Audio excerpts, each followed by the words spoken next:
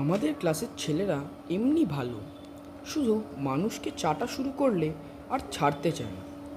একদিন আমার এক বন্ধু পাড়ার এক কাকুর সঙ্গে চা খেতে গেছে। সমাজটা পুরো নষ্ট হয়ে আছে। মানে এখনো রেসিজম চলছে, বাইরের দেশে খেলা বন্ধ হয়ে যায় যার জন্যে।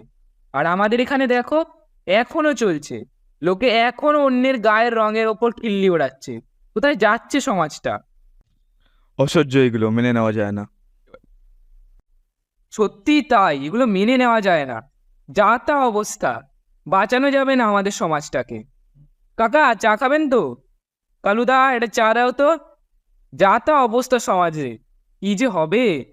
দাঁড়া, আমারটা কিন্তু চা কম, চিনি কম দেবে আমার চাটায়। সুযোগ পেলে রেসিসদের একটা চড় মারতে হয়। তারপরে দেখুন না, এখনো লোক বডি শেমিং করছে।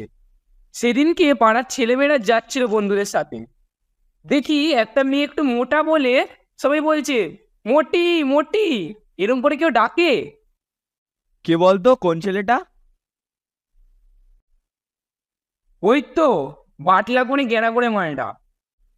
অবস্থা বোঝো, বডি শেম করছে, মারা উচিত ওই গ্যাটাকে। তারপর এখন ইন্ডিয়াতে বলছে নাকি ধর্মীয় ইন্টলারেন্স বেড়ে গেছে। হ্যাঁ, ঠিক বলেছো কাকা। দেখো ভাইজান, তোমাদের যেমন ঈদের আর আমাদের যেমন পুজো, তোমরা আমাদের পুজোতে আসবে, আমরা তোমাদের ঈদে যাব। সবাই নিজেদের কালচারে যেন মিশে থাকতে পারি আমরা। একদম এটাই করা উচিত। আচ্ছা দাদা, হাতে ওটা কি? ও, এটাতে তো লুচি আছে। খাবে নাকি কাকা? ও লুচি, হ্যাঁ ওটা তো আমার ফেভারিট। আচ্ছা, কোথা থেকে কিনলে?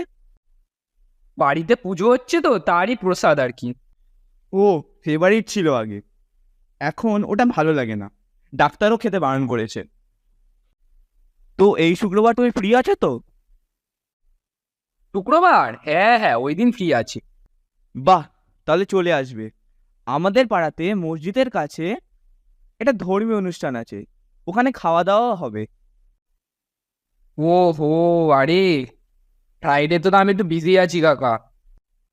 এই যে বললে ফ্রি আছো। হ্যাঁ, তখন তো আসলে আমি জানতাম না যে তোমাদের ধর্মীয় অনুষ্ঠান, তাই